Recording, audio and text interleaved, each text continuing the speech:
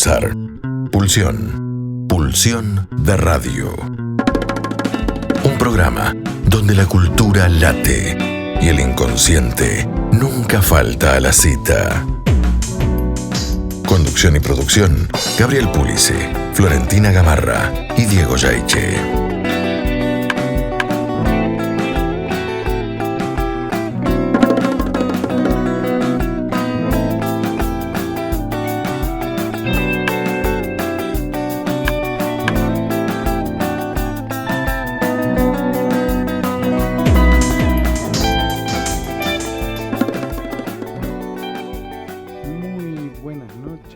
Señoras y señores, esto es Pulsión de Radio, quinta temporada, episodio 32. Muy buenas noches, Diego Yaiche, Florentina Gamarra. Muy buenas noches. Buenas noches, Gamarra, buenas noches, noches, Pulice, Yaiche. y buenas noches, Klimkiewicz. Buenas noches. Buenas noches, buenas noches. ¿Me escuchan ahí bien? Sí. Sí, te escuchamos, ¿Sí? Te vemos muy bien. ¿Qué tal, Lionel? ¿Qué tal? Qué lindo verlos. Bienvenido. Bueno, vos nos ves Bueno, también ahí. ¿Cómo? Vos nos estás viendo también. Sí, está como medio, se traba un poquito el video, pero los escucho mejor de lo que los veo. Bueno, eso es lo importante, ya que somos un programa de radio. Tal cual. No nos estarás reprochando algo, ¿no? Pero así Sí. podríamos empezar. Sí. A mí me parece que es tu hicieron- culpa. A eso, vamos a empezar a reprocharles cosas que me hicieron con esto. Me pusieron a trabajar de lo lindo, miren. Bien. Te pusimos a trabajar. Bueno, está bien, empezamos con un reproche. Bueno, Sí, ¿cuál era el tema de hoy? de culpas y reproches. Ah, perfecto, bien, estamos en tema. ¿Y qué más va a haber aparte de culpas y reproches en este programa, Pulice? Bueno, hoy vamos a Lisboa primero, Destino Lisboa, y vamos a presentar una obra teatral. Y viene uno de los protagonistas, Fer Romandeta, que va a estar aquí con nosotros. Y después nos vamos a Córdoba, ¿verdad? Sí, con el querido Corcho Goldberg. Y bueno, homenajeado Corcho Goldberg. Así es. el homenajeado, sí, exactamente, ¿no? Sí. Recientemente. Y bueno, y también en nuestra agenda cultural vamos a hacer una mención a otra obra. Ujú. Bueno, después le vamos a pedir a Lionel que nos cuente un poco de esta otra obra teatral que está en la cartelera porteña. Bien, bueno. Perfecto. Si les parece, vamos a... Ya nos metemos en tema. Bien. Ok. Vamos a escuchar a los tipitos y algunas silencios. En Pulsión de Radio, ya se viene la hora de entrevistas. La hora de entrevistas. Bien, nos encontramos con Lionel Klimkiewicz, antes que nada amigo de la casa, licenciado en psicología, recibido en la UBA, 25 años en el Borda, Lionel. Dios mío, sí, este año cumplí 25 años en el Borda. Uf, toda una vida, ¿no? Demasiado ya. Sí, Bien, bueno, profesor de la Universidad Abierta Interamericana, de la Universidad de Ciencias Empresariales y Sociales, y fundamentalmente, bueno, uno de los editores de la serie Manuscritos de Freud, ¿no? Así es, que estamos ya terminando el próximo libro, que va a salir a principios del año que viene. Wow. ¿Cuáles manuscritos? ¿cómo se intitula? Sorpresa, no podemos No se decirlo puede. todavía, pero es uno que es tremendo, Ma- es importantísimo, pero ya estamos, ya le queda muy poquito, estamos en las últimas correcciones y ya se va la diagramación. ¿Va a salir por la editorial Mármol Izquierdo también? Como siempre, sí, así que ahí estamos. Bien. Sí, ya está. Hace ya un par de años largos que estamos con esto, así que pero ya está. Bueno, te hicimos trabajar, o te hice trabajar, Leonel. Había quedado picando este tema en la última visita que tuviste acá al programa cuando hablamos de las alucinaciones hipnagógicas y del trabajo de Reik, ¿no? Donde había algún hilo, ¿no? que ponía sobre escena este llamado sentimiento inconsciente de culpabilidad, ¿no? Así que, bueno, ¿qué nos traes de culpas y reproches? A ver, ¿qué estuviste trabajando? ¿Qué hiciste en todo este tiempo? No sé cómo llegamos a esta situación, pero bueno, en fin.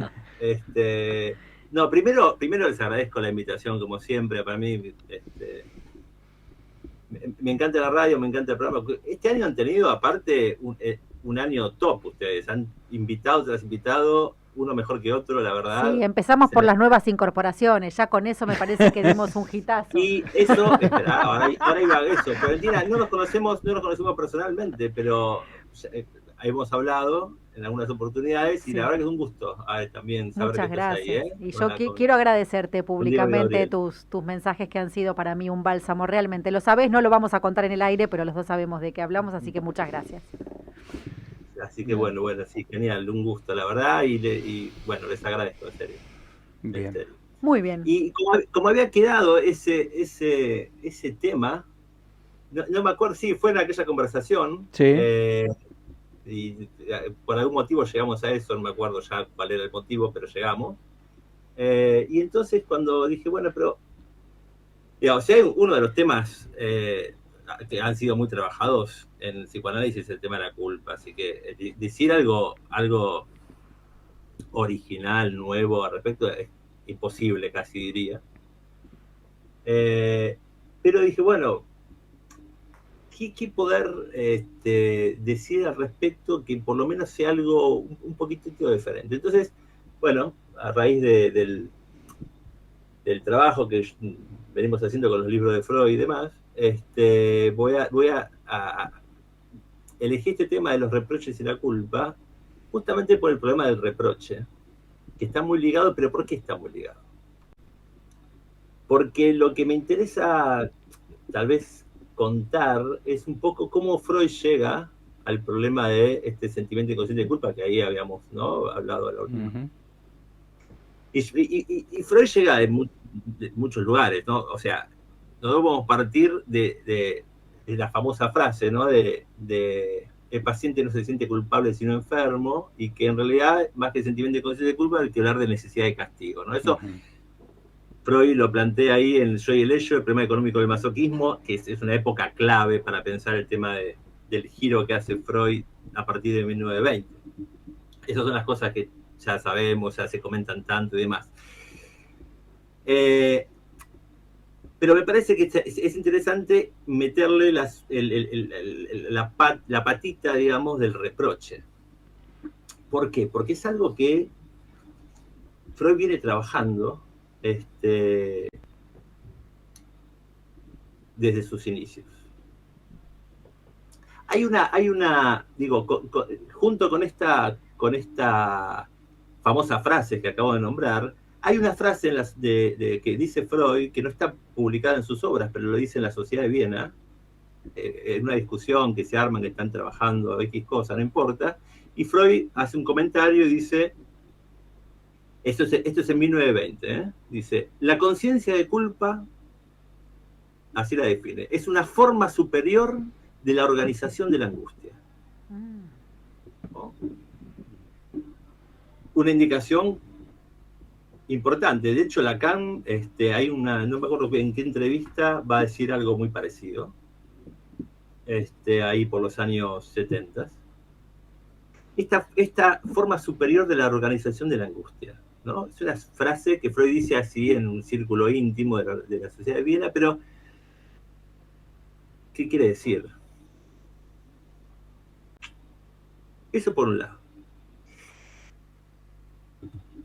Entonces, elegí una frase del problema económico del masoquismo. A ver si es este. No, no es este. Miren lo que dice Freud. Miren cómo en una frase Freud va a decir cosas increíbles y que en una oración condensa años y años de trabajo. Esto es lo que yo les quiero mostrar. Cuando habla de la conciencia del masoquismo moral, hay una frase que dice Freud: ahora bien, sabemos que el deseo de ser golpeado por el padre, tan frecuente en fantasías, está muy relacionado con otro deseo, el de entrar con él en una vinculación sexual pasiva, femenina. Y no es más que la desfiguración regresiva de este último. Viene hablando del sentimiento también inconsciente de culpa. ¿Sí? Sentimiento inconsciente de culpa por necesidad de ser castigado por un poder parental. Entonces, fíjense cómo ahí metió todo, ¿no? En una frase. La línea que generalmente se sigue para pensar esto, que es la correcta, claramente, es la línea justamente del tema del Edipo, el tema del padre, que Freud viene trabajando Totel y Tabú, a partir de la culpa, del asesinato del padre. Esa es la línea más importante, más trabajada, más trillada, ¿sí? Y imprescindible, que no se puede soslayar, ¿ok? Bien, yo les quiero mostrar la otra línea que dice la frase. ¿Qué es esto? De que hay algo que se desfigura. Algo en relación a un afecto, ¿sí? Que se desfigura. ¿Por qué Freud hace hincapié en esto? En la misma frase que habla del padre, que habla de la pulsión, porque está hablando de la posición pasiva, ¿no? Es una frase que incluye el sentimiento de culpa, de la necesidad de castigo. ¿Por qué Freud mete ahí el problema de la desfiguración? Bueno, 1924 estamos, ¿no? Para ubicar, ustedes ya conocen el año. Esa es la línea que yo les quiero transmitir un poco hoy, que me parece que es muy interesante. ¿Por qué? Porque lo que muestra esa línea es un problema muy grande en la obra de Freud, que a Freud le cuesta mucho dilucidar y que se podría discutir si finalmente él logró hacerlo y cuál fue el intento para lograr dar una respuesta a un problema que yo les voy a mostrar ahora cuál es. Para eso, ¿por qué culpas y reproches? Entonces,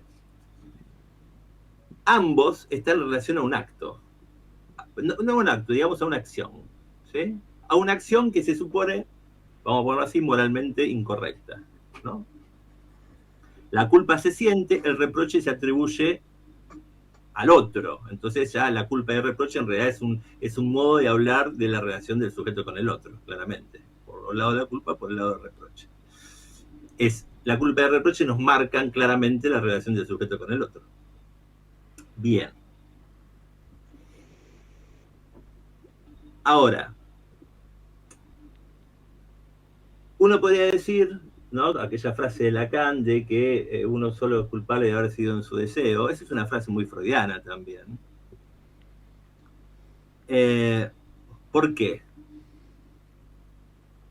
Porque el reproche o la culpa es justamente por una acción moral incorrecta, ¿no?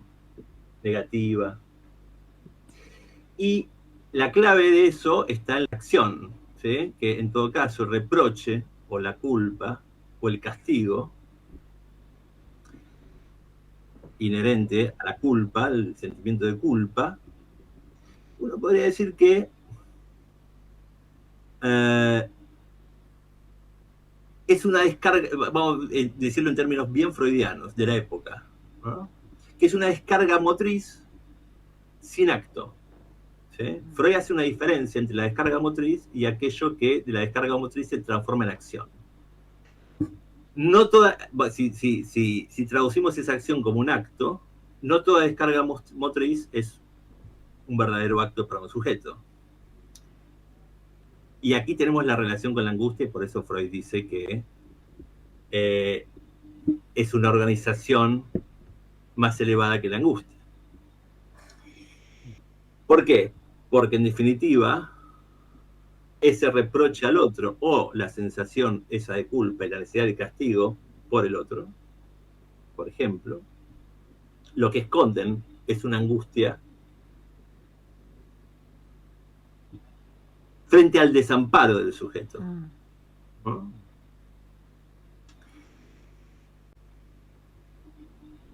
Por eso somos culpables, dice Lacan, de haber sido el deseo, porque no hay posibilidad de acto en relación al deseo sin transitar por el desamparo. Bien. Eso para plantear el tema. Ahora, ¿de dónde viene este problema en Freud? Esto viene de los primeros textos de Freud. Cuando Freud, en la época de la primera clínica freudiana, las neuropsicosis de defensa y demás, ustedes van a ver que no aparece el problema de la culpa, pero sí aparece, y Freud hace demasiado hincapié, no mucho, demasiado hincapié, en el problema del reproche. En aquella época también Freud va a hablar ya en las cartas a Fliss del Edipo, de Hamlet, en relación a la culpa y demás. Pero en estos textos Freud va a hacer mucho hincapié justamente en el problema del reproche y del autorreproche, no sé si ustedes recordarán. Entonces, uno podría... Primero les voy a contar les voy a recordar un poco qué dice Freud. ¿Sí? Hay un momento donde Freud habla de la neurosis obsesiva. Cuando Freud habla de la neurosis obsesiva, va a decir que, bueno, que hay como dos formas dos formas típicas de las neurosis obsesivas. ¿Sí? Una es donde la preponderancia va a estar en la representación obsesiva, y la otra, una segunda forma, va a decir Freud, donde la preponderancia va a estar en el afecto. Y esta es la que nos interesa. ¿Por qué nos interesa? Porque de ese afecto, es un afecto, él dice Freud, el afecto de reproche puede transformarse si hay una desfiguración de ese afecto. ¿Y cómo se va a desfigurar ese afecto? Y va a decir, bueno, va a aparecer como recriminación, como angustia hipocondríaca, como angustia social, como delirio de ser observado, dice Freud. Y va a plantear que hay un problema incluso de difícil diagnóstico, que uno lo puede ver en las neurosis obsesivas muy graves, en donde dice, muchos casos que después de un examen somero se consideran hipocondría en común, forman parte de este grupo de los afectos obsesivos, especialmente la denominada neurastenia periódica o melancolía periódica. Entonces el punto donde él pivotea de la neurosis obsesiva, de esta modalidad de la neurosis obsesiva, a la melancolía, y cuando termina de decir eso, empieza a hablar de la paranoia y empieza a hacer algo que va a hacer durante toda su obra, que comparar la paranoia con la neurosis obsesiva. ¿Sí? Perdóname, esta referencia, Leonel, ¿de qué texto es? Esto es de las anotaciones ampliadas a la neuropsicosis de defensa en 1896. Cuando en ese mismo texto habla de la paranoia, va a decir, les recuerdo esto para mí, miren a qué problema vamos a llegar, ¿eh? Cosas que usted ya conocía, para todo el mundo que va a escuchar esto es conocido, pero miren a dónde nos va a llevar este problema. Dice, está hablando de la paranoia, dice, de este modo el reproche se reconoce como justificado y en compensación la influencia que la escrupulosidad adquirió para sí en el intervalo sano protege de creer en el reproche que retorna como representación obsesiva. En la paranoia, el reproche se reprime por un camino que se puede denominar proyección. ¿Se acuerdan del problema de la proyección? Sí. Ahí empieza el problema de la proyección. ¿Sí? Entonces, dice eso, proyección. ¿Y qué más dice? Cuando termina de decir eso, se mete con el problema de la alucinación. Yo les quiero mostrar que esto no son cosas casuales. Freud es muy prolijo. Entonces nos dice en esa época, una circunstancia distintiva de la paranoia y que no ha de ser examinada más en esta comparación es que los reproches reprimidos, obviamente ya por proyección, dijo, retornan como pensamientos en voz alta. Está hablando de las voces de la paranoia. ¿Sí? Son pensamientos que levantan la voz. Es hermosa la frase de Freud, ¿sí? Para hablar de las alucinaciones auditivas. Pensamientos que levantan la voz. Entonces, tenemos dos cosas acá. Una es que podríamos hacer un cuadro en donde, por un lado tenemos la neurosis obsesiva y en la otra punta tenemos, ¿saben qué? El duelo. Ahora van a ver por qué. Y en el medio, entre neurosis obsesiva y el duelo, la paranoia y la melancolía. ¿Sí? Imagínense un cuadro, yo tendría que haber hecho así, les mostraba, pero la paranoia y la melancolía mirando ambas para el duelo, ahora van a ver por qué, y ambas para la neurosis obsesiva. El camino de la paranoia con la neurosis obsesiva se lo mostré recién, y lo siguen en todos los textos que habla Freud, lo va a comparar siempre. El de la melancolía también se los mostré con esta cuestión cuando Freud hace hincapié en el afecto más que en la representación. De la melancolía al duelo no hay más que hablar, ¿no? Ya sabemos del texto que escribió Freud sobre el duelo y melancolía, y ahora nos queda ¿por qué la paranoia y el duelo? Ese es un camino que sigue Freud en su investigación, justamente. ¿Por qué? Y ahí tenemos este problema que yo les mostré en la frase de cómo ese sentimiento inconsciente de culpa, necesidad y castigo se puede desfigurar, proyectando algo bien clínico, y aparecer en la clínica. ¿Sí? Pero más allá de toda la cuestión del padre que les dije, de la pulsión, hay un problema, como decir así, metapsicológico que Freud tiene que resolver. Que es cómo levantan estos reproches la voz y se transforman, ¿sí?, en lo que va a ser la voz del super yo, por ejemplo, o en esas alucinaciones auditivas, ¿no?, más en la psicosis. Freud ya nos dijo, la proyección. ¿Y qué es la proyección? Porque si ustedes se fijan, la proyección, que Lacan criticó tanto, o no sé si tanto, pero Lacan no habla de proyección, en el seminario 3 dice basta de hablar de proyección, que es algo sumamente imaginario y no nos lleva muy lejos, pero porque los post-freudianos hicieron uso y abuso del problema de la proyección y la introyección. Bien, hacia ahí vamos. Porque si se fijan, les decía, en Freud, después de 1925, desaparece prácticamente el término proyección. Y eso no es casual. Así como va a desaparecer el reproche. Si se fijan bien, solamente va a aparecer el reproche cuando hable de la sexualidad femenina y de la relación del vínculo de la mujer con la madre. Y ahí va a ser hincapié, el reproche de la mujer hacia la madre. ¿Sí?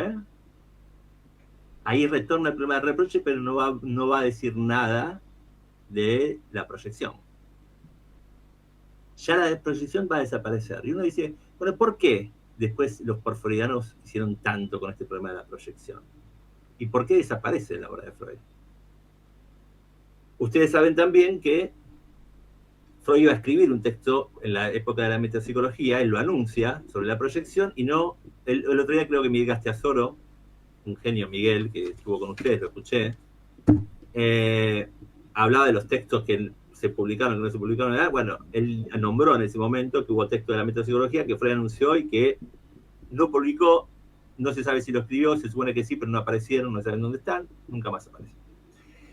Nunca lo publicó. ¿Y por qué no lo publicó? Porque a Freud no le cerraba el problema de la proyección, ¿sí? Y este problema de la proyección es una clave para pensar este problema de cómo la culpa entonces es un modo transformado de la angustia para Freud. Después de esos primeros textos, Freud sigue lucubrando. Ustedes van a ver que en la obra escrita no hay mucho. Por momentos va a hablar algo de la proyección. En Schreber va a volver ahí cosas de la proyección. Pero Freud tiene que dilucidar. Bueno, ¿cómo se produce eso? ¿Cómo es que ese pensamiento levanta la voz? ¿Sí? En la neurosis obsesiva y cómo se transforma también en una alucinación. No olviden que cuando escribe El duelo y melancolía, al ladito, al mismo tiempo, publica la edición Metapsicología de la teoría de los sueños. Para mí, uno de los textos más importantes de Freud, donde habla de la alucinación. El tema es que Freud lo persiguió durante toda su vida, hablando de voces. Entonces, en 1907, cuando conoce a Jung, empieza a explicar un poco ciertas cuestiones, empezaban a hablar de clínica, Jung estaba ahí en la clínica con los psicóticos, entonces hablaban de pacientes, y ahí Freud le explicaba en las cartas, bla, bla, bla, su teoría. Y en un momento le empieza a explicar un poco sobre el problema de la paranoia, lo que él pensaba respecto de la paranoia. Entonces le empieza a explicar la proyección.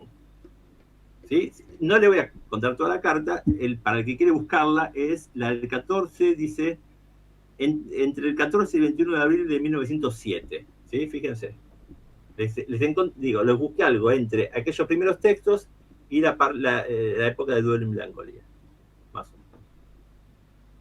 Entonces Freud tiene que explicar un poco este tema de la proyección, que él no lo pone en ningún trabajo publicado, pero lo viene pensando y dice, bueno, ¿cómo funciona esto? Porque yo digo proyección, pero ¿y qué es esto? ¿Sí? ¿Cómo lo explico? Entonces, en la paranoia, él dice que, se lo resumo en esto, porque si no sería muy largo, porque cómo algo toma plena creencia, ¿sí? Bueno, podemos traducir eso como la certeza propia implícita en la voz, ¿no? Alucinatoria. Dice, si su contenido de representación es proyectado hacia el extremo percepción, ello no puede suceder sino retirándole primeramente la ocupación libidinal. Entonces tiene el carácter de una percepción, dice. ¿Sí? Le quito a esa representación la ocupación libidinal de un modo diferente al de la represión, ¿sí? Que separa representación y afecto, le quito, y de algún modo eso tiene que aparecer en la percepción. Si al quitarle aparece en la percepción, ahí estoy proyectando. Freud, en otra carta, que Freud, después yo le pregunta, bueno, que no entiende muy bien, Freud le vuelve a explicarle, y Freud dice, bueno, no se va a creer que yo estoy hablando que yo proyecto algo y es un rayito que sale de mi cuerpo hacia la persona que está afuera, ¿no? No va a pensar semejante pavada, le dice. Bueno, se trata de las inscripciones en relación al aparato psíquico, obviamente. Y aquí viene la cosa. Entonces le dice, bueno, así eso, que era una representación, aparece como percepción y toma plena creencia, ¿sí? Pura certeza. Y ahí viene la frase. En la paranoia, le dice, le es retirada la libido al objeto. ¿Ah? Se le retira la libido y eso aparece como percepción. ¿Ok? Entonces, proyección. Una inversión de eso, o sea, al revés, es lo que ocurre ¿dónde? En el duelo, le dice. En el que le es retirado el objeto a la libido, le dice Freud. ¿Ven? Entonces Freud tiene que seguir. Y acá aparece la conexión, que les decía, entre la neurosis y la obsesiva y el duelo en las puntas y en el medio la paranoia y la melancolía. ¿Sí? Él entiende que el proceso inverso a la paranoia es el duelo, metapsicológicamente, en relación a la representación del afecto. ¿Eh? Entonces Freud, que no publica esas ideas, sino que las va siguiendo, se las va diciendo a sus alumnos, digamos, a sus seguidores de esa época, tiene que seguir con ese problemita. ¿Sí? Entonces después escribe Duelo y Melancolía y sigue hablando del reproche, del autorreproche.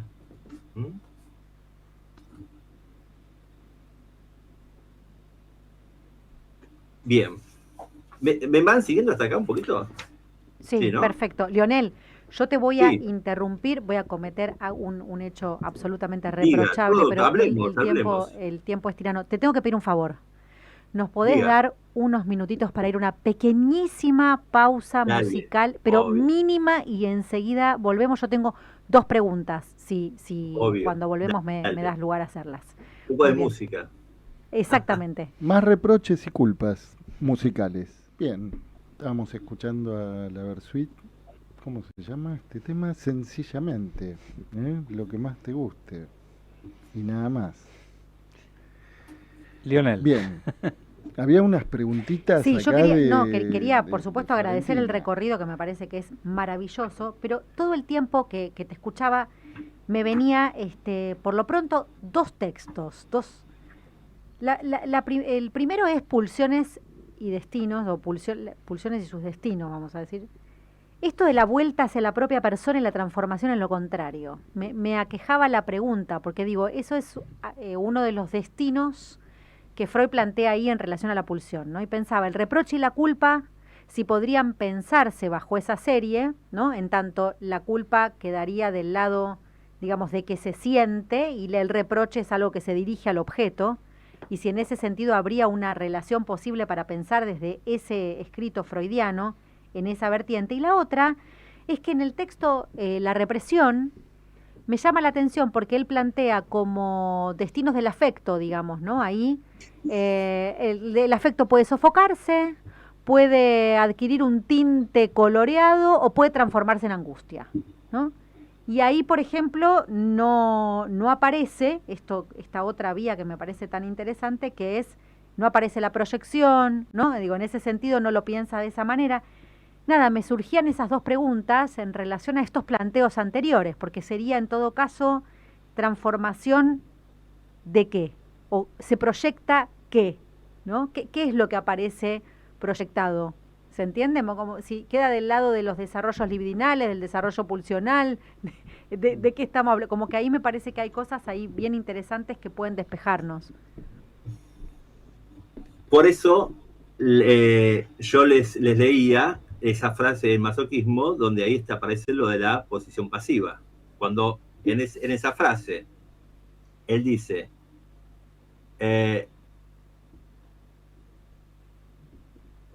una vinculación sexual pasiva y no es más que la desfiguración regresiva de este último. Sí, hay una transformación en relación a la posición de la pulsión, del sujeto respecto de la pulsión, que es lo que Freud, bueno, a partir de ese texto, ni siquiera a partir de ese texto, en realidad desde siempre, pero fundamentalmente de pulsión y destino de pulsión, va a trabajar.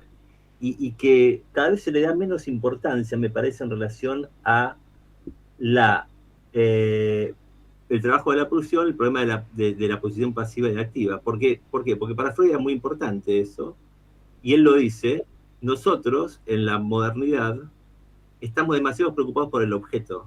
Y es otra de las críticas que Lacan, cuando trabaja el problema de la falta de objeto, le hace a la psicología del yo y a los post-freudianos, que están demasiados, y todavía, ligados al problema del objeto, cuando dice algo así, dice, nosotros tenemos que pensar más en términos de los griegos, ¿sí? En términos de lo propio del psicoanálisis es lo activo y lo pasivo. ¿Sí? Y lo dice, ni siquiera lo femenino y lo masculino, que eso nos lleva a veces al problema del objeto. Y vos nombrabas el problema de la represión, pero ahí hay algo. ¿Qué es lo que hay ahí? Freud lo nombra, el problema del juicio adverso. Entre el juicio adverso y la huida está la represión, dice. Y si uno podría, esto no lo dice Freud, pero uno podría lucubrar perfectamente, que el reproche es un juicio adverso. De otra característica, pero no deja de ser un juicio adverso.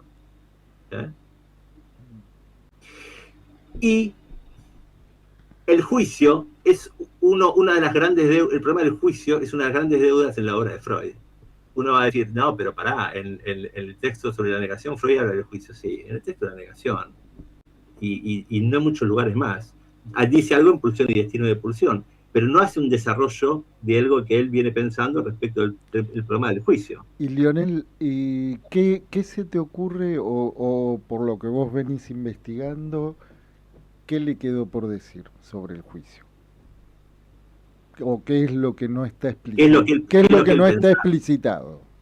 ¿Qué lugar le daba a él al problema del juicio? ¿Por qué? Es muy largo el asunto. ¿Por qué habla en la negación del juicio? Porque en la negación, el problema, él dice juicio de distribución, juicio de existencia, lo que él no puede hacer en la negación es hablar de la desmentida en relación con el juicio, que es lo que él tacha del texto. En el manuscrito está muy claro.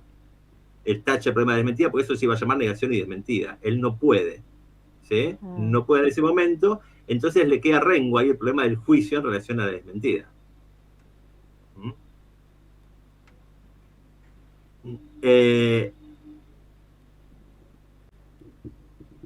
Entonces, bueno, y con esto que Florentina preguntaba, la cuestión es que Freud pensando también incluso la culpa y el reproche, en definitiva, como una desfiguración, intenta dar cuenta de un proceso en el aparato psíquico, que ya no va a tener que ver tanto con lo que decía al principio respecto de la proyección, porque va a tener que dar cuenta de qué tipo de proceso es ese, porque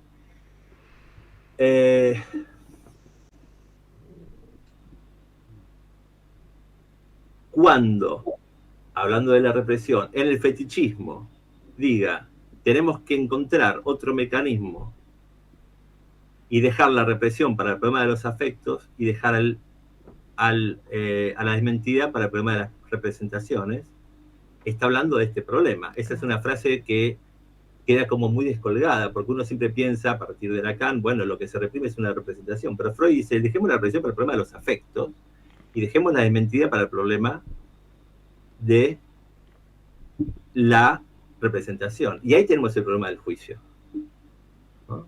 Ahí tenemos el problema del juicio, ¿por qué? Porque está trabajando el problema de la castración y de la desmentida de la castración de la madre. La desmentida de la castración de la madre, que para primero desmentirla tiene que afirmar. Entonces va a decir, una parte la desmiente y otra la afirma. Entonces son líneas de investigación que Freud tiene que seguir,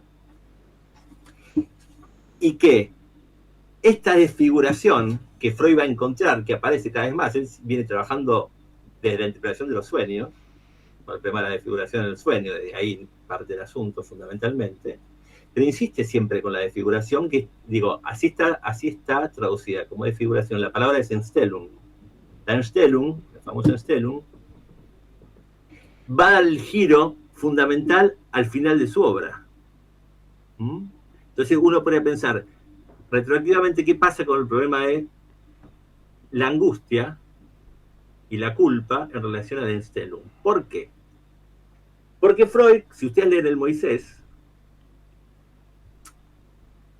va a decir, tomemos el ejemplo de las escrituras sagradas, donde a partir de que las escrituras que fueron transformadas porque vino un copista y le sacó un párrafo, después vino otro copista y le tachó otro, después vino otro y le agregó otro, bla, bla, bla, bla, bla, y dice, y tenemos un texto un poco diferente.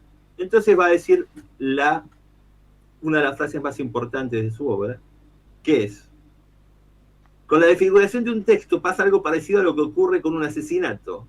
La dificultad no reside en perpetrar el hecho, sino en eliminar sus huellas. Habría que dar a la palabra Entstellung, que es esta desfiguración, el doble sentido a que tiene derecho, por más que hoy ya no se lo emplee. No solo debiera significar alterar en su manifestación, sino también poner en un lugar diverso, en otra parte, desplazar a otra parte. Él retoma el problema de la desfiguración en este sentido, ¿sí? Con esta doble vertiente, pero en relación a lo escrito. Entonces uno podría pensar si la culpa, por ejemplo, ¿sí? Como decíamos, una forma superior de la organización de la angustia en 1920, si no es un intento de escribir algo ahí donde no hay representación.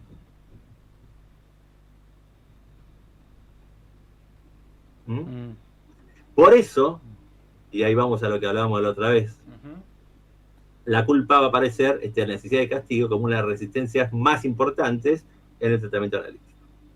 ¿Sí? Algo que es lo más, ¿por qué es lo más importante? Porque es algo que el sujeto no quiere ceder. Hay un texto muy viejo que me parece que merece ser nombrado, de Mauricio Abadi,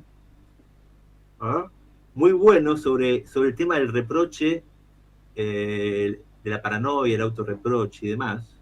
Es muy bueno. En donde dice, él plantea el autorreproche como defensa, ¿sí? Y dice, sería algo así, él, no me acuses porque para algo lo hago yo que lo hago mejor que vos. Desarrolla esa idea, es muy buena, ¿sí? Y que dice que ahí en realidad es una defensa contra un peligro mayor. Y habla del problema de la castración y demás.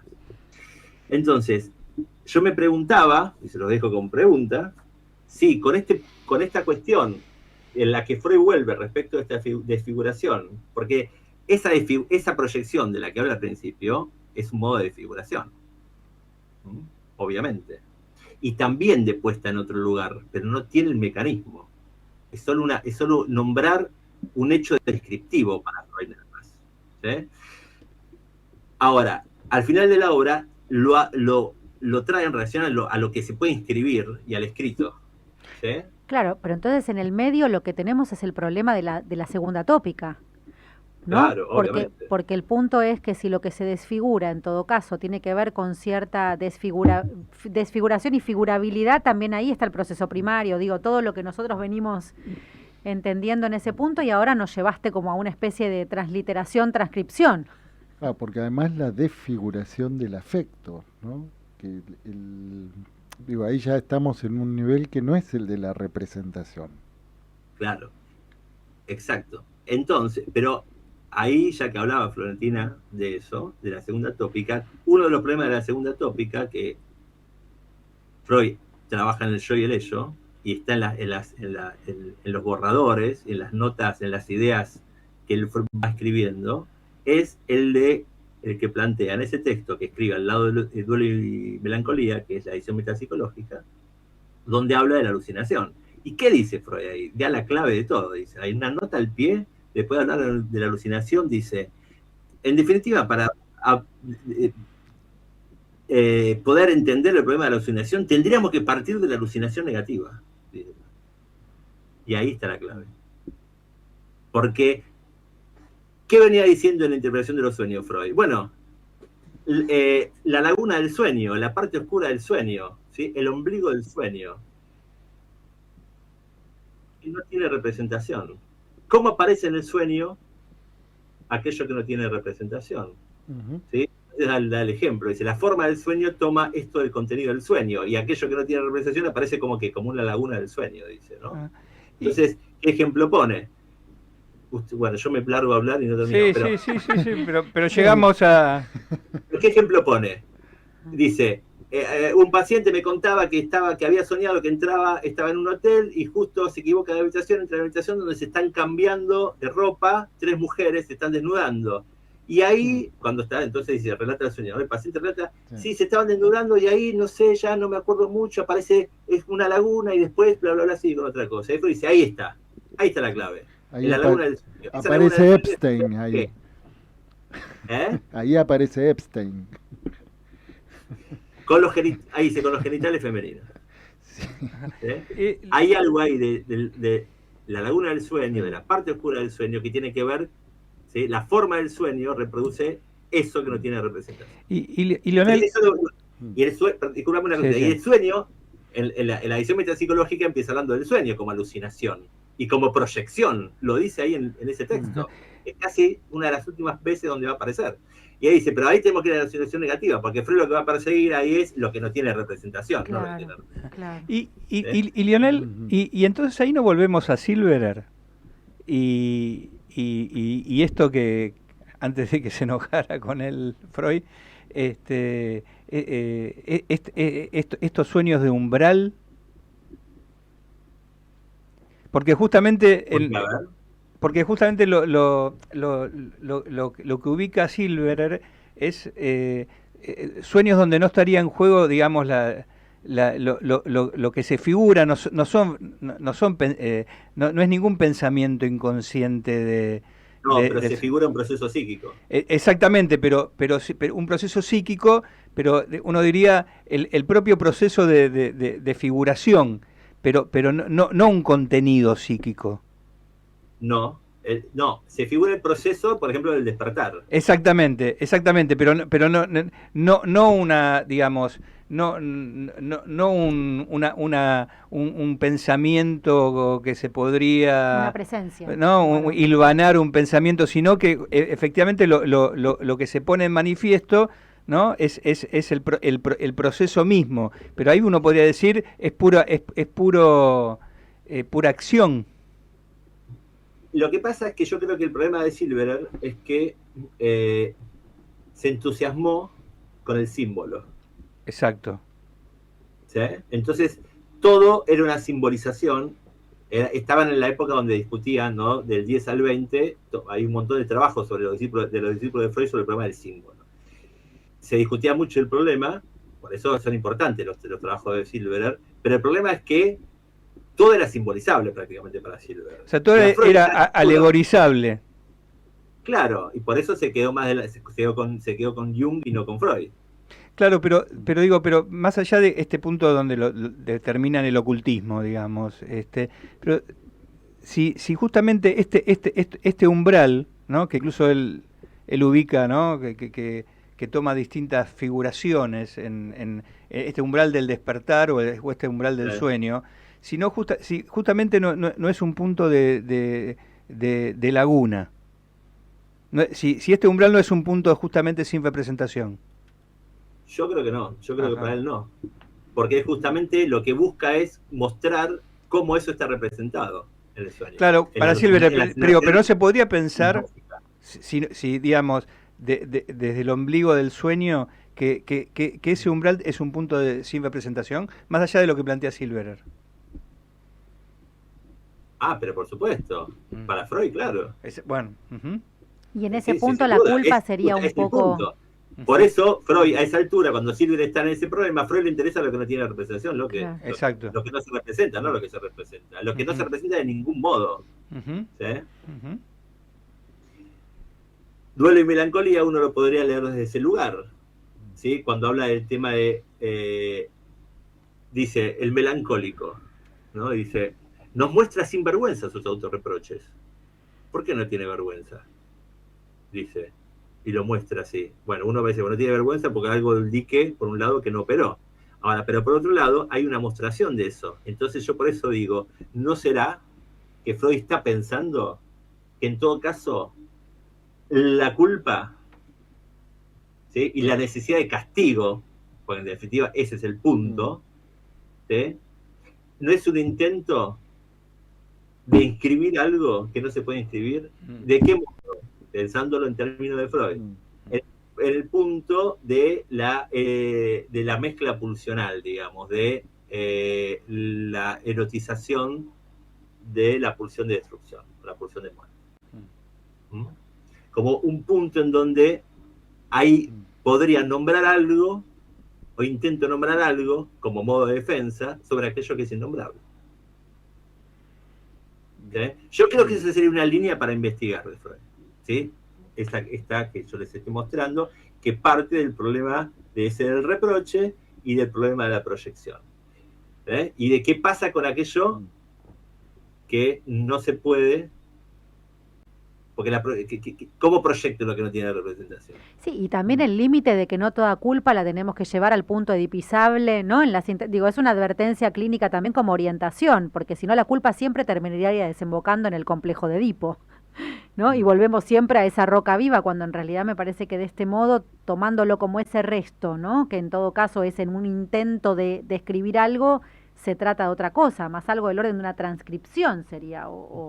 Para Freud lo llevaría al complejo de Edipo. Para Freud no dudaría eso. Freud lo llevaría al complejo de Edipo. Después puedo pensar si uno está de acuerdo o no, pero si pueden pensar cómo Freud lo llevaría al complejo de Edipo, sin duda.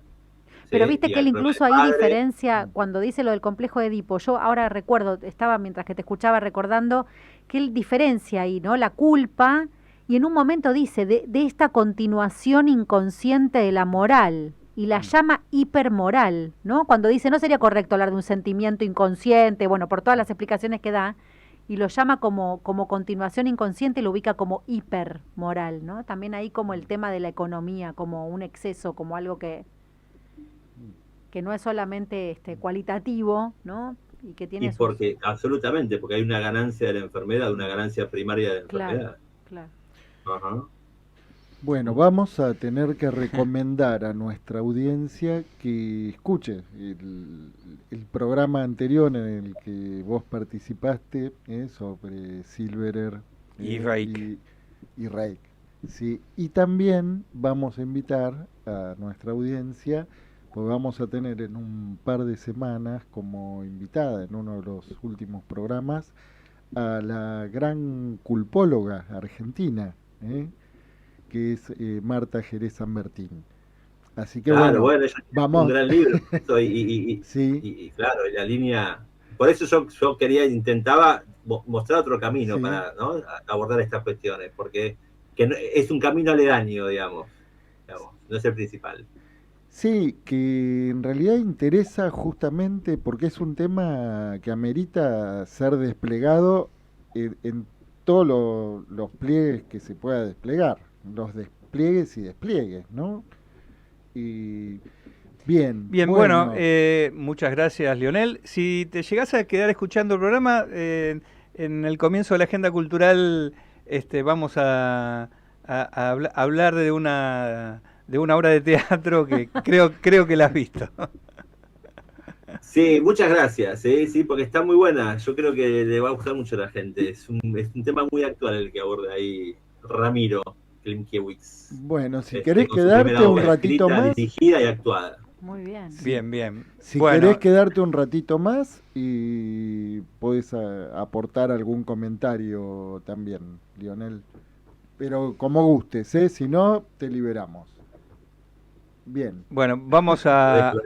Bueno, muchas gracias, Lionel, como siempre. No, a ustedes, muchas gracias por el espacio La verdad que yo, cuando puedo, voy escuchando los programas, es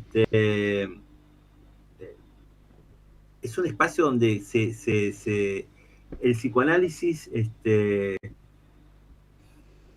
se aborda desde otro lado, se piensa, es divertido, es entretenido, hay mucha curiosidad, hay intercambio, se puede pensar libremente. Me encanta. Una última cuestión, yo sé que nos vas a decir que no. Una cosa más, los felicito porque pasan los años, nos siguen llegando adelante, sé muy bien lo difícil que es y el laburo que le ponen, así que les quiero felicitar porque se lo merecen. Yo voy a cometer el último atrevimiento. Lionel, el 13 de diciembre nosotros estamos haciendo una gran despedida del ciclo del año. Yo sé que vivís lejos. Y yo sé también que me vas a decir que no, y yo sé también que voy a reprochar tu no. Pero no quiero dejar de decirte que sería un honor y un gusto que pudieras acompañarnos ese sábado 13 en la reunión de despedida de todo el equipo y toda la gente que ha participado en el programa durante el año. 13 de diciembre. Sí. Dale, bueno. Sí. Después le pasamos las coordenadas. Con los niños y eso podemos... Tomo. Tenemos cuarto de huéspedes, así que... Y niñera también, así que no hay ningún problema. Bueno, te mandamos un fuerte abrazo. Un beso grande, muchas gracias. Nos vamos a una pausa comercial de la radio y a la vuelta estamos en nuestra agenda cultural. En Pulsión de Radio, la agenda cultural late. Bien, bueno, vamos a comentar una obra de teatro de Ramiro Klimkiewicz, ¿no? ¿Les suena el apellido Klimkiewicz? Bueno, una obra que es dirigida por Ramiro Klimkiewicz y también actuada junto a Santiago Pascualetti y Sofía Guío.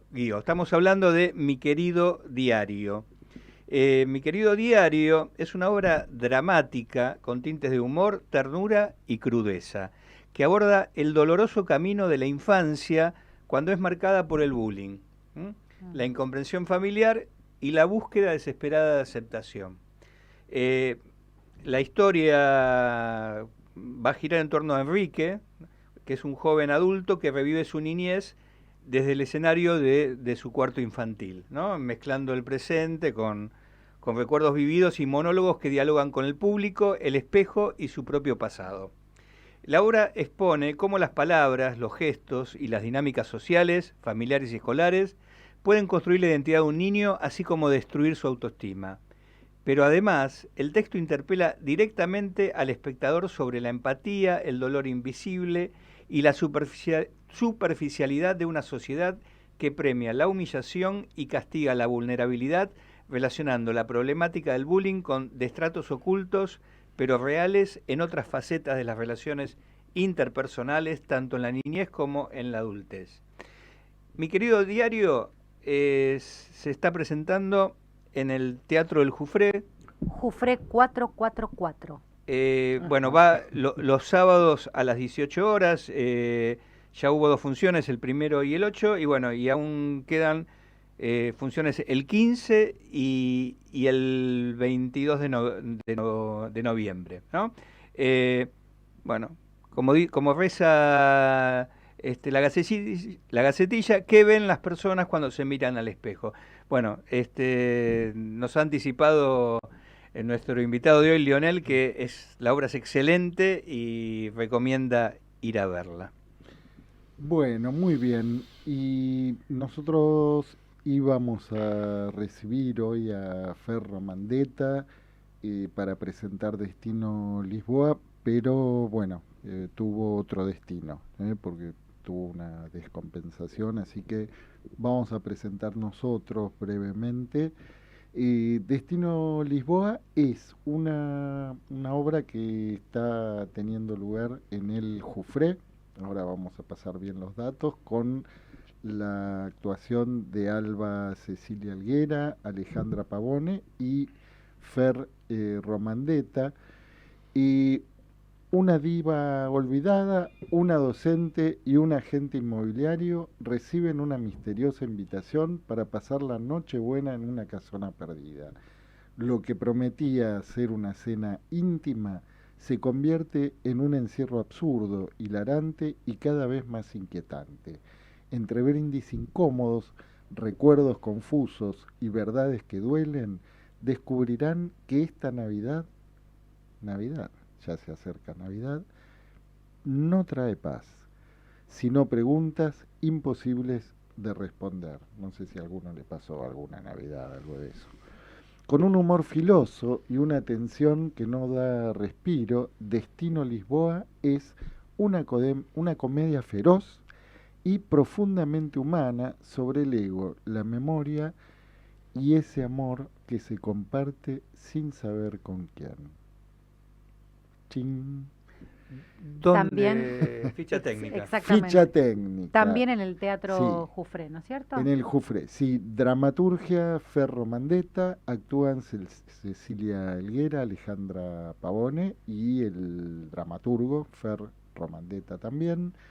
Hay una voz en off de Santiago Rodríguez Lira, técnico de luces Cristian Kennedy, asistencia Tomás Moretti. Y bueno, le agradecemos a la Andy Feiguín de Te Hago la Prensa por el contacto. La obra dura 40 minutos y esto es en el Jufré Teatro Bar. Jufré 444. Bueno, entonces hay programa por ¿Cuándo? partida doble en el ¿Cuándo? Jufré. Claro, pueden ir y se quedan a dormir en el Jufré. Esto es el sábado a las 20 horas Bueno, y va a estar en cartel. Termina una, empieza la otra. Claro, seguidito. Y hasta el 29 de noviembre.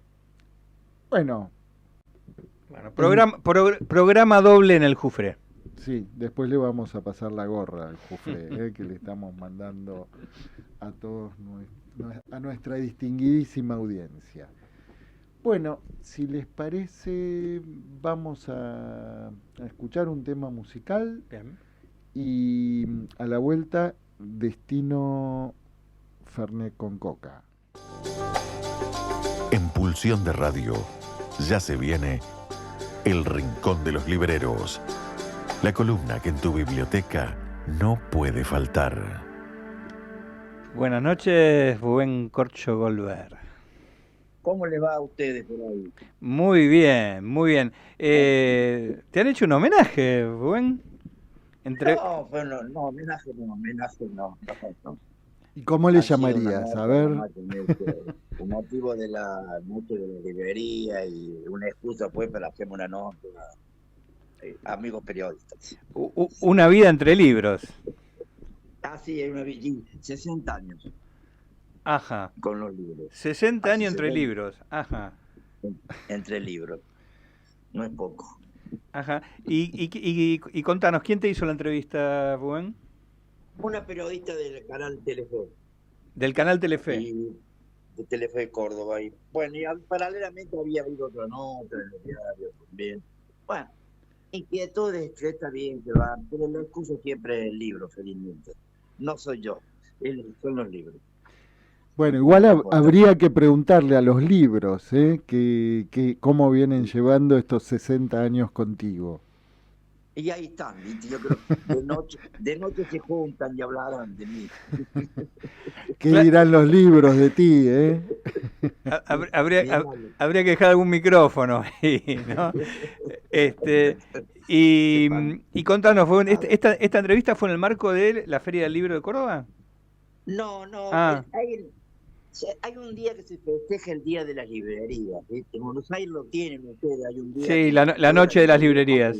Exactamente. Acá se ha dejado de hacer hace un tiempo y que fue una experiencia linda, porque las librerías estaban abiertas a la noche, que acá no hay librerías de noche, acá las librerías no están abiertas de noche en Buenos Aires, ¿viste?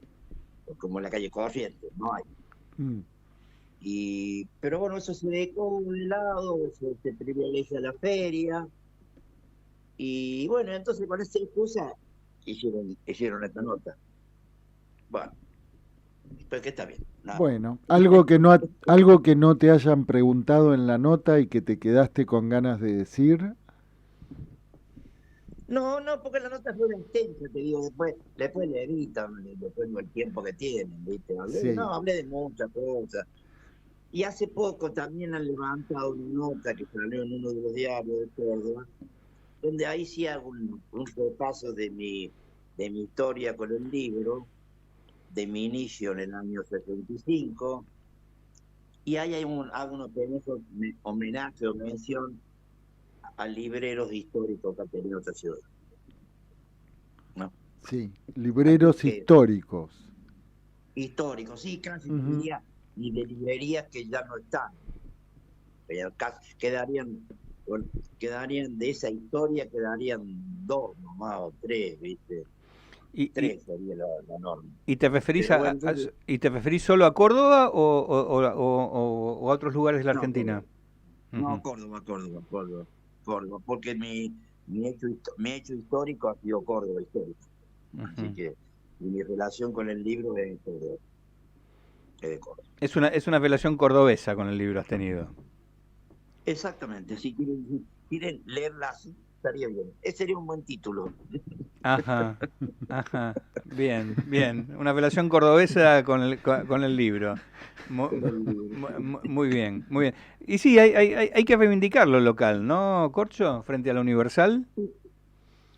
Y siempre había un famoso libro que lo pequeño es hermoso. Yo creo que sí, pero que de lo pequeño puede llegar a lo grande después. Bueno, pequeños hombres han hecho grandes cosas por esta humanidad, ¿no? Y pequeños hombres han hecho grandes desastres también, ¿no? Sí. Conocemos algunos. Bien. ¿Qué te traes entre manos con los libros en esta oportunidad? No, hay dos. Por primero, quiero que me hagan acordar, por si la conversación nos lleva mucho tiempo, una actividad que va a haber la semana, el viernes 28 en Córdoba. Ajá. Desde el punto de vista del psicoanálisis, ¿no? Ajá. ¿Qué actividad, Corcho? Va a ser un tema que es se denomina la incidencia del lugar del otro en la erótica del duelo. Ajá. Y lo va a dar Rafael Pérez. ¿Y nos podés contar un poco quién es Rafael Pérez? No tengo la referencia bibliográfica de él, ¿viste? No la tengo. Tengo más o menos el cuadro de lo que van a hablar, ¿viste? El argumento de que es el seminario, que va a estar apoyado por una escritora que nació en Jujuy, pero que ha tenido toda su actividad académica en Córdoba, que ha publicado un libro hace poco. Ella se llama, vamos a poner primero, Mariana Tello Weiss, y el libro se llama Fantasmas de la Dictadura, una etnografía sobre las apariciones, espectros y almas en pena. Ajá. Eso va a ser una reunión previa a este seminario que va a determinar el Rafael Pérez. Y te pregunto, ¿y Rafael Pérez es de Córdoba? No, es extranjero. Extranjero. Extranjero. Así que lo voy a conocer calculo en esos días, porque no tengo otra relación con él, ¿no? Bien. Pero le puedo mandar después para que tengan un lugar para que puedan desarrollarlo, porque esto va a ser el 28 de noviembre. ¿Y dónde va a ser? Eso va a ser en el auditorio de la Facultad de Psicología de la Universidad Nacional de Córdoba. Ajá. ¿Y quién organiza este seminario? Y esto está hecho por la... A ver, es más individual, me parece que responda a una de las instituciones de psicoanálisis. Forma parte de la gente de Córdoba, que estuvieron la semana pasada haciendo un seminario también, viste que vino mucha gente, con el amigo común que tenemos, psicoanalista. ¿Cuál de ellos? Tenemos varios amigos comunes psicoanalistas. No, de Córdoba tienen, son pocos, que lo tienen siempre ahí en carpeta, que se comunican con ustedes. Bueno, y quisieron, porque es extraño que no me haya dicho nada de ese seminario, que no lo haya participado. Sí. Bien. Hay uno que es el que se me ocurre, que es el cordobés. Sí, exactamente. Bien. Bueno, y mucha gente habla. Bien, entonces esta es una próxima actividad que va a ir ahí en Córdoba Capital. ¿Alguna otra actividad ahí próximamente en Córdoba Capital que sea de interés? Estas dos son, en lo inmediato, estas dos. ¿Estas dos? Hasta ahora. ¿Cuál es ya estamos en diciembre. ¿Cuál es la segunda? Sí, hasta acá vamos con una, ¿eh? La del viernes 28, el encuentro ese de ejercicio de lectura y escritura. Sí. Y el día miércoles 19 es la conversación con la periodista Mariana Teldo por el libro que le relato. Ah, ok. Son dos jornadas distintas. Perfecto. Son dos jornadas distintas, pero que están unidas. Bien. Que le va a servir, yo creo, la del miércoles 19 como introducción al seminario del día viernes y sábado 28 y 29. Bien. Y bueno, ¿y no nos puedes decir algo del Día de las Librerías de este año ahí en Córdoba? Es que no hubo actividad de las librerías. Ah, no hubo actividad. ¿Y en qué consistió? No hubo nada. Ah, no hubo Día de las Librerías. Ah, bien. Bien. No hubo ni va a haber tampoco. Me parece que no quería decirlo, no hubo actividad. Ah, bien. Bueno, ya nos queda más clarito. Sí. Bueno, alguien va a tener que organizarlo entonces. Sí. Eso lo organizaba normalmente la municipalidad, pero bueno, este año no se hizo, te digo, porque la feria fue ahora en octubre y me parece que era muy claro, tendría que ser en mayo, abril o mayo, y ya la feria también de Buenos Aires. Mejor el año que viene se hace. Bien. Y le informaré. ¿Y la Feria del Libro de Octubre, cómo estuvo? Estaba regular, nada sobresaliente, pero como normal, nada, muchos autores de novela, mucha literatura, muy mal por los grandes sellos, pero siempre es bueno y es positivo porque deja un saldo de que gente que pasa por las ferias y que por ahí no lo compra porque no puede, porque lo quiere, porque está apurado, y después se recuerda que hay un libro que le interesó en la feria y va y lo busca por las librerías. Yo soy un defensor de las ferias, aunque yo no participo en la feria, no tengo stand. ¿No tenés stand en la feria? No tengo problemas logísticas, son muchos días, son afuera, entonces no, ya estoy medio grande, ya entre los 60 como librero y 80 de edad, ya. Corcho, ¿sabés si hubo en la feria algún invitado especial, alguna figura rutilante de la literatura? No, los autores normales, los autores de los sellos grandes. No hubo ningún hecho así que sobresaliente que quedó un eco rumoroso. Entusiasta o no entusiasta, no hubo debate tampoco, no. Es una feria, tradicional, te diría. Bien. Pero, así, pero bueno, es positivo, siempre es positivo. Bueno, y sabes que este es el último rincón de los libros desde Córdoba del año. ¿Sabías? Claro, porque no, pero imaginé que diciembre no íbamos a salir. Y diciembre, en realidad vamos a tener un último programa en diciembre, pero bueno, El Si primer, el, necesitas, sí, el primer jueves de diciembre va a ser el último programa de la ujú, quinta temporada. sí. mira qué bien. Bueno, si Así necesitas que, que bueno, alguien vaya a molestar, puedo yo salir al aire. sí, sí, sí, te pensábamos invitar a salir No al hay aire problema. también, es un buen momento también bueno, para hacer una suerte de balance del año, ¿no? ¿Qué, qué podrías Es decir en relación a... un Sí, año complicado, difícil, que va ligado a la realidad cotidiana de todos, no ha mm, sido un año esplendoroso, ha sido un año de mucho esfuerzo y de estar muy pendiente, porque la realidad económica incide y el hecho de, en el caso particular de Rubén Libro, que está más ligada a todo el ámbito de la humanidad, de la universidad, sí. en la situación particular de la universidad con los docentes, incide, ¿no? Hoy estamos de paro en Córdoba, y 3 días de paro de la universidad. ¿Están de paro? Sí, los docentes están de paro hace 3 días. Ha sido miércoles, Ah, martes, miércoles y jueves. sí, sí, sí, sí. Entonces todo eso incide, ¿viste?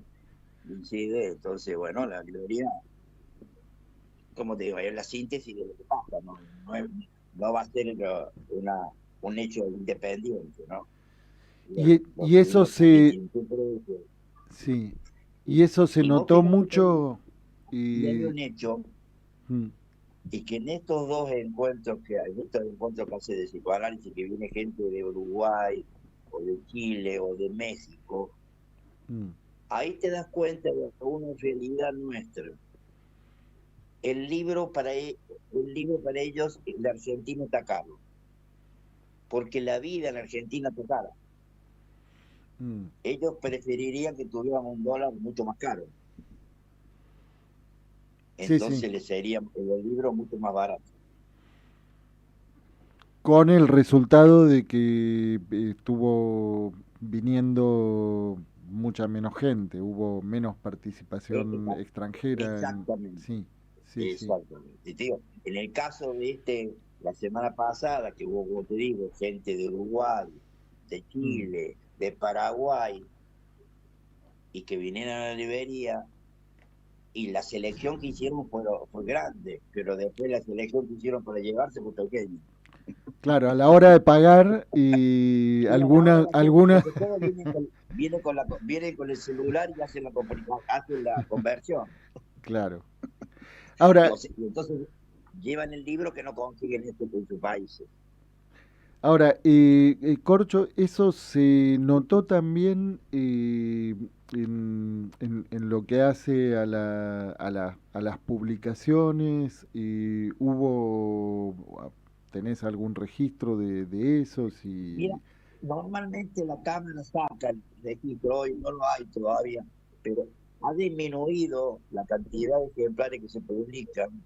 Sí. Porque ahora un libro, te digo, que apunte en un éxito grande, están tirando 5.000 y esperan a ver cómo va con ese libro. Y si no, están haciendo tiradas de 1.000 a 2.000 o 1.500. Sí, sí, sí. Digamos que una gran apuesta para lo que se supone un bestseller es una tirada de 5.000, más o menos. 5.000, 8.000, sí. Y ahí están muy atentos a reeditarlo inmediatamente. Claro, sí, sí. Y Corcho, ¿y hay menos títulos editados que habitualmente? No, hay muchos títulos. Te diría que hay... Sí, no, hoy casualmente una pregunta, una persona amiga de la librería me dice, ¿cuántos libros prentan por semana? Novedades. Digo, si me pongo a pensar y a sumar, cierro la puerta de la librería. Porque es impresionante. Es increíble la cantidad de títulos que llegan. ¿Sí? Sí, te pueden llegar de los sellos grandes 20 o 30, 20 o 15 o 30 novedades. ¿Por semana? No hay ninguna posibilidad ya de exhibirlos, de venderlos. Y hay disciplinas que uno no trabaja, ¿viste? Entonces, los libros ya están, tenemos un sistema de que el libro ingresa y entonces se dice dónde está, y no todos los libros están en el salón porque tampoco pueden entrar. Entonces los tenés en el depósito, y si alguien viene y te pide un libro, la máquina te va a decir si lo tenés o no. Y o no te... memoria, en este caso, que cada vez se disminuye. Claro, pero no tenés posibilidad de exhibir todos los libros que llegan. No, es imposible, es imposible. No, aunque tuvieras 100 por 100 metros, es tanto lo que hay, y es tanto lo que va acumulando en la estantería y en las mesas, es muy difícil poder escribir todo. Y entonces ahí es cuando nace el diálogo con el lector, ¿viste? Porque lo tenés que llevar a libros que vos tenés como más que importante, no sé si la palabra es la adecuada, que se va a adaptar para ese lector que está buscando, y entonces por ahí tenés que buscarlo al depósito, porque no está bien exhibido, porque es un libro que salió hace 5 meses o un año. Hay una remoción permanente de las novedades. Sí, que tampoco te podés vos acordar de todos los títulos que salen, no, obviamente. Imposible, claro. Eso es una fantasía, como tampoco podés leer todo lo que entra. Es imposible, no hay posibilidades. Entonces tenés una complicidad con lectores amigos, donde atravesé el diálogo, entonces sabe que se llevó el libro y le preguntas qué tal es, porque sería una mentira que yo diga que leo todo lo que entra. Y Corcho, ¿y qué libros has tenido en tus manos en este tiempo? No, mira, a mí lo que me ha sorprendido en estos días es lo de Frankenstein. Ajá. Porque está la película. Sí. Y eso ha motivado a gente que vaya a ver el libro. Que normalmente es un libro que acá, y en Buenos Aires es lo mismo, en algunos colegios lo llevan como texto. Siempre. El original, el de Mary Shelley. Hay un libro que está en la bibliografía escolar. Como te diría Bradbury. O como te diría un libro de los cuentos de García Márquez. ¿No? O El Señor de la Mosca de Golding. Acá están, hay 4, 5, 10 colegios que tienen esa forma, esa bibliografía tiene para probarlo, ¿no? Pero ahora apareció otro público que ha buscado Frankenstein. Que ha sido muy fuerte la publicidad, ¿no? Por motivo de la película del Toro. Sí. Pero eso fue una sorpresa para mí, bueno. Pero a veces una película lleva a que la gente busque el libro, ¿no? Lo busque porque quiere ver si hay algo más o algo que le dejó la película y que quiere ver, quiere leerlo, que sabe que el libro va a encontrar algo más o mucho más. Sí, porque es cierto, y particularmente en relación a esta peli, ¿no? Que es, bueno, es una historia... yo tampoco, así que... Es más, creo que ahora cuando llegue a casa me pongo Frankenstein. Pero es una peli que tiene tantas versiones, ¿no? Y entonces... ya la misma crítica y los comentarios, bueno, hace un poco inevitable que te agarren ganas de ir a leer el libro, ¿no? Sí, pero también te produce una inquietud a ver qué es lo que ha querido hacer este nuevo director con esta película, porque me parece, por lo que he leído, se aparta de la norma histórica de la película de Frankenstein. Sí. Bueno, está bien hacer con Frankenstein un nuevo Frankenstein, ¿no? Sí, siempre está el conflicto, ¿viste? Ahí entre la responsabilidad del creador y los límites de la ciencia. Sí. Por eso hay que ver la película, ¿no? Pero antes que me olvide, ya que hablan de cines, normalmente ustedes también, hay una película que si no lo han visto, me animo a recomendarla, me van a decir que la vieron, pero bueno. A ver. Días perfectos. Días perfectos. Le pido que la vean. No le digo más nada. Bien. Es una película que transcurre en Tokio. Bien. Búsquenla. Vamos a... 2 horas y media. Sí. Sí, sí. Sí, bueno, y si hay tiempo, un día lo hablaremos. Ajá. Sé qué película te referís, Corcho. ¿Hay algo en particular que te impactó de esa película? ¿Que puedas decir? Sí, el personaje, su vida, y su vida 24 horas, y las lecturas que él lee, el personaje que tiene una profesión de trabajo, una cosa extraña, y él vive con eso, y son días perfectos para él. Entonces te planteo que la felicidad es posible encontrarla, y para que uno capaz que no participaría de esa vida, pero por este personaje sí, ¿no? Que le van a sacar un jugo barro, creo que va a ser el tema de la próxima reunión de ustedes, creo. Le comentamos a nuestra audiencia que Días Perfectos es una película dirigida por Wim Wenders, ¿no? Bueno, y ya está todo dicho ahí, ¿no? Y sí. Y ubicada en Tokio, hoy. Es una ciudad que le gusta mucho también al director. Al director, no sé, si tiene otra película, me parece también, pero no me va a acordar ahora. Pero bueno. Corcho, y volviendo a Frankenstein, ¿hay alguna edición particularmente interesante de ese texto? No, están publicadas por los grupos, hay una de Lozada, hay una de Coligüe, hay una de Coligüe que tiene una introducción muy larga, de un profesor, un docente de la UBA, y también hay una edición editada en España, pero la de Lozada y Coligüe y la de Penguin está bien. Se puede leer, están bien traducidas. Porque el tema de las traducciones es un problema con ese tipo de libros, ¿no? Sí, es un problema porque siempre digo, no todo está traducido al castellano nuestro, está traducido al castellano español. Ajá. Por eso cuando algún lector viene muy interesado en leer el Ulises, por ejemplo, a ese lector, que hay varias ediciones, yo les recomiendo que busquen la edición de Cuenco de Plata, porque está hecho por un traductor que maneja el argentinismo. Ah, bien. Y no el gilipollas. Está hecho por un traductor que no es un gilipollas. Está bien. La traducción, bueno, es un tema, ¿no? El traductor no un tema menor, es el traductor, ¿no? ¿Y hay alguna traducción del Frankenstein que particularmente puedas recomendar? No, No, cualquiera gusta. Yo cualquiera de estas que gusta.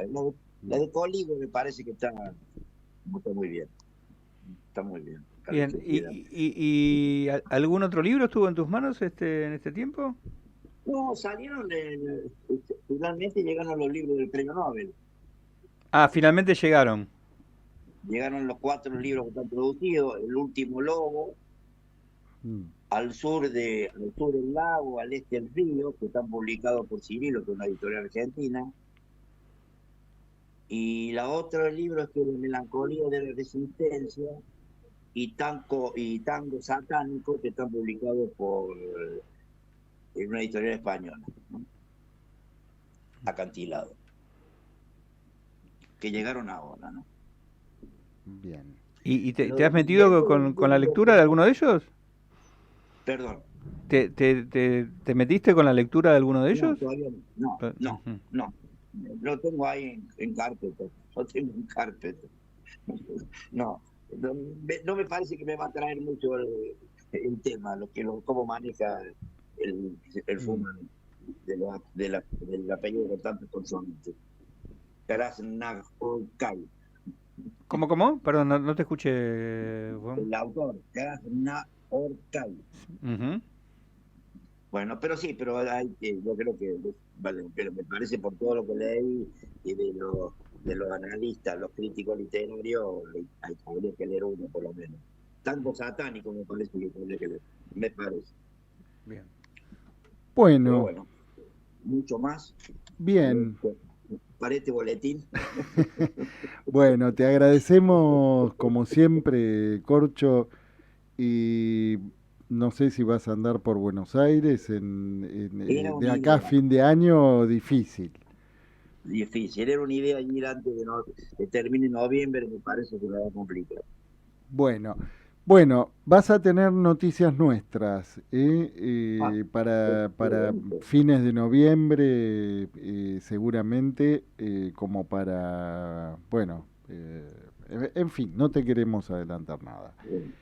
Ahora, ¿ustedes van a seguir saliendo en noviembre o hay un solo día que van a salir? Sí. No. Vamos el próximo jueves. Va a estar Juan Bassen, invitado, presentando un nuevo libro. ¿Te acordás el título? Es Algoritmos, generación algoritmo. Seguramente lo debes tener por ahí. Lo edita Baneduc. Noveduc. Noveduc. Libro de Noveduc. Sí. Lo he visto anunciado ya. Sí, y vamos a tener nuestra sala de cine también. El libro de Bassen se llama Generación Algoritmo, el desánimo y la ansiedad en la telaraña digital. Ahí está, ahí el tema. Y me van a permitir un bocadillo, y como les recomendé la otra vez, el italiano Giuliano D'Ampoli, ¿se acuerda que le dije? Sí. Ingeniero del caos. Sí.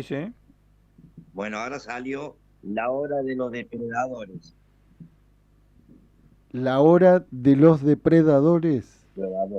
El caos ya no es el arma de los insurgentes, es el sello del poder. Bien. Viene en ese libro. Un título muy potente. Absolutamente potente. Pero que para entender todo lo que pasa en este mundo cruel y absurdo, el ingeniero del caos en la mejor geografía. Bueno, vamos a tenerlo bien presente entonces. Y bueno, y lo que te decía, vamos a tener también una autora que probablemente la conozcas, que es Marta Jerez Sanbertín, que va a estar hablando en el último jueves de noviembre sobre superyo y sexuación. Y en el último programa del año, el 4 de diciembre, vamos a tener como invitado especial a Alex Horowitz. ¡Epa! Que seguramente lo conoces también. Lo conozco, sí. Y la última intervención de él ha sido realmente interesante, más que interesante para hacer un análisis político del momento. Sí, es un momento más que interesante para contar con la participación de Alex, que es siempre un placer realmente hablar con él. Bueno. Muy bien. Bueno. Muchísimas gracias, Corcho, por todo el año dedicado. No.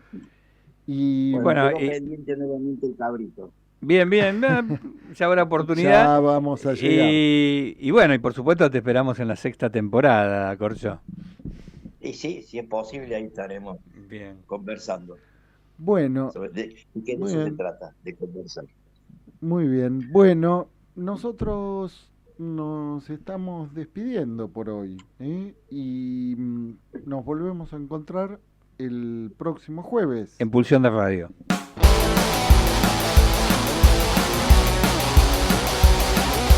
Pulsión. Pulsión de Radio. Un programa donde la cultura late y el inconsciente nunca falta a la cita.